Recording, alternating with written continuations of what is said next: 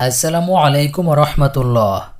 আজকের ভিডিওতে আমরা জানব বদর যুদ্ধে আবু জাহেলের করুণ মৃত্যু হয় যেভাবে। ইসলামের ইতিহাসে গুরুত্বপূর্ণ এক অধ্যায় বদর যুদ্ধ। মক্কায় কাফির মুশরিকদের অকথ্য নির্যাতন সয়ে সাহাবীদের নিয়ে মদিনায় হিজরত করলেন রাসূল সাল্লাল্লাহু আলাইহি ওয়াসাল্লাম। কিন্তু কাফেররা সেই মক্কাতে বসেও মদিনায় মুসলিমদের জীবন অতিষ্ঠ করার সব পায়তারা চালিয়ে গেল। আল্লাহর নির্দেশে কাফেরদের শায়েস্তা করতে হক বাতিলের পার্থক্য স্পষ্ট লড়াই সংগঠিত হয় মদিনার দক্ষিণ পশ্চিমে অবস্থিত বদর প্রান্তরে। এ যুদ্ধে মারা যায় কাফের শক্তির প্রধান সেনাপতি, ইসলামের ঘোরতর শত্রু আবু জাহেল। দুজন কিশোর সহোদর ভাইয়ের হাতে নিহত হয় কাফেরদের প্রতাপশালী এই নেতা। এই দুই সহোদর যখন শুনেছেন কাফেরদের সর্দার আবু জাহেল নবীকে মক্কায় সবচেয়ে বেশি কষ্ট দিয়েছে, নির্মম নির্যাতনের পর নবীজি মদিনায় আসার পথেও তাকে শান্তি দেয়নি আবু জাহেলরা, তাকে হত্যার চেষ্টা করেছিল। নবীকে কষ্ট দেওয়ার কথা শুনে তারা শপথ করেছিলেন আবু জাহেলকে দেখা মাত্রই হত্যা করবেন। ঐতিহাসিক বদর যুদ্ধে আবু জাহেলও বদর প্রান্তরে এসেছে। তার ইচ্ছা আল্লাহর নবী ও মুসলমানদের এবার শেষ করে দেবে। আবু জাহেলের রক্তে হাত রাঙানোর শপথে বলিয়ান দুই সহোদর ভাইও বদর মাঠে এলেন। চোখে আবু জাহেলকে হত্যার নেশা, মনে বহুদিনের পুষে রাখা ক্ষোভ, নাঙা তলোয়ার হাতে দাঁড়ালেন যুদ্ধ মাঠে। যুদ্ধের শুরুতে কুরাইশ পক্ষের বীর উতবা ওয়ালিদ হুঙ্কার ছেড়ে প্রতিপক্ষকে দ্বন্দ্বের আহ্বান জানায়। তখন মুসলিম বাহিনীর মধ্য থেকে প্রথম আফরার তিন ছেলে মুয়াজ, মুয়াউইজ ও আওফ রাদিয়াল্লাহু তাআলা আনহু তরবারি হাতে ময়দানের দিকে ধাবিত হন। রাসূল সাল্লাল্লাহু আলাইহি ওয়াসাল্লাম তাদের বাধা দেন। হামজা রাদিয়াল্লাহু তাআলা আনহু, আলী রাদিয়াল্লাহু তাআলা আনহু এবং অন্যদের এগিয়ে দেন। প্রাণের নবীর দুশমনকে হত্যার নেশা মুয়াজ ও মুয়াউইজ উদ্দীপ্ত করে চলছে। তারা ছুটে চললেন, গিয়ে দাঁড়ালেন এক ব্যক্তির মাঝখানে। টার্গেট আবু জাহেল, কিন্তু আবু জাহেলকে চিনেন না। দুই তরুণের মাঝখানের সেই ব্যক্তির নাম আব্দুর রহমান ইবনে আওফ রাদিয়াল্লাহু তাআলা আনহু। আব্দুর রহমান ইবনে আওফের মুখে শোনা যাক দুই ভাইয়ের বীরত্বের কথা। আমি বদর যুদ্ধে সারিতে দাঁড়িয়ে আছি, যুদ্ধ বেঁধে গেছে। আমি আমার ডান বামে তাকিয়ে দেখি অল্প বয়স্ক দুজন আনসার যুবকের মাঝে আমি রয়েছি। আমার আকাঙ্ক্ষা ছিল তাদের অপেক্ষা শক্তিশালীদের মধ্যে থাকি। তখন তাদের একজন আমাকে জিজ্ঞেস করল, চাচা, আপনি কি আবু জাহেলকে চিনেন? আমি বললাম, হ্যাঁ। তবে ভাতিজা, তাকে তোমার কি প্রয়োজন?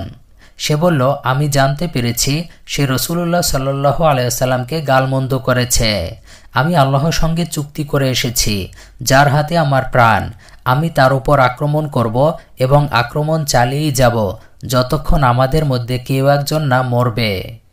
যার মরণ আগে নির্ধারিত হবে সেই মরবে, আমি হই বা সে। আমার হৃদয় সাহসে ভরে গেল। আমি তার কথায় বিস্মিত হলাম। তা শুনে দ্বিতীয়জন আমাকে অনুরূপ বলল। তৎক্ষণাৎ আমি আবু জাহেলকে দেখলাম, সে মানুষের মাঝে ঘুরে বেড়াচ্ছে। তখন আমি বললাম, এই যে তোমাদের সেই ব্যক্তি যার সম্পর্কে তোমরা আমাকে জিজ্ঞাসা করেছিলে। তারা তৎক্ষণাৎ নিজের তরবারি নিয়ে তার দিকে ঝাঁপিয়ে পড়ল এবং তাকে হত্যা করল।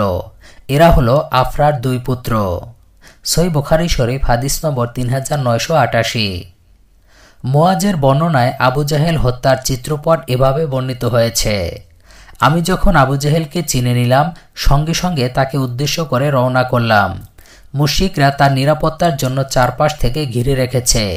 একজন মুসলিম সৈনিক আমাকে লক্ষ্য করে বললেন, ওহে বালক, আবু জাহেলের কাছে যেও না, তোমার উপর কঠিন বিপদ নেমে আসবে। আল্লাহর কসম, তার সাবধানবাণী শুনে আমার ভিতরে প্রতিশোধের আগুন দাউ দাউ করে জ্বলে উঠল। তাকে হত্যার দৃঢ়তা বৃদ্ধি পেল। আমি আবু জাহেলের দিকে এগিয়ে গেলাম। সুযোগ পেয়ে তার উপর ঝাঁপিয়ে পড়লাম। ক্ষিপ্র বেগে আঘাত করলাম। প্রচণ্ড গতির আঘাতে তার পায়ের গোছা শরীর থেকে আলাদা হয়ে মাটিতে থুবড়ে পড়ল। আমার ভাই মুয়াওয়াজও আমার অনুসরণ করল। সে আবু জাহেলের উপর চড়ে বসে তার গলায় ছুরি চালাতে থাকল। মুশরিকরা আবু জাহেলকে বাঁচানোর জন্য তার দিকে তীর বর্ষা নিক্ষেপ করতে লাগল। চতুর্মুখী আক্রমণে সে নিস্তেজ হয়ে পড়ল। তিনি শহীদ হয়ে আবু জাহেলের পাশেই পড়ে রইলেন। আবু জাহেলের পুত্র ইকরামা আমার কাঁধের উপর তরবারির আঘাত চালালো। আমার বাম হাত কাঁধ থেকে বিচ্ছিন্ন হয়ে যাবার উপক্রম হলো, কিন্তু হাতটি বাম পাঁজরের চামড়ার সঙ্গে ঝুলে থাকল। যুদ্ধ থেমে গেল, মুশরিকরা পালানোর পথ ধরল।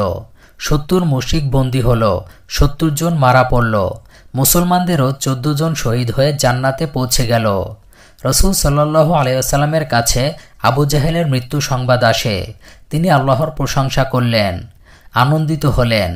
2 বালকের শপথে বলিয়ান ও সাহসের গল্প শুনলেন। আল্লাহর রসুলের প্রতি ভালোবাসা ও আনুগত্যের আকুণ্ঠ সমর্পণ দেখে তিনি বেজায় খুশি হলেন। তাদের জন্য দোয়া করলেন, কাছে ডাকলেন। আব্দুর রহমান ইবনে আওফ রাদিয়াল্লাহু তাআলা আনহু তাদের কাজে মুগ্ধ হয়ে বলেন, ওই 2 ভাইয়ের মধ্যে অবস্থান করে আমি যে আনন্দ পেয়েছি তা আর কোনো দুজনের মধ্যে অবস্থান করে পাইনি। রাসূল সাল্লাল্লাহু আলাইহি ওয়াসাল্লামের কথা আলাদা।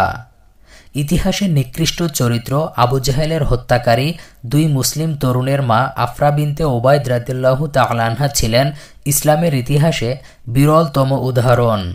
এই মহিয়সী নারীর 7 সন্তানই বদর যুদ্ধে অংশগ্রহণ করেছিলেন।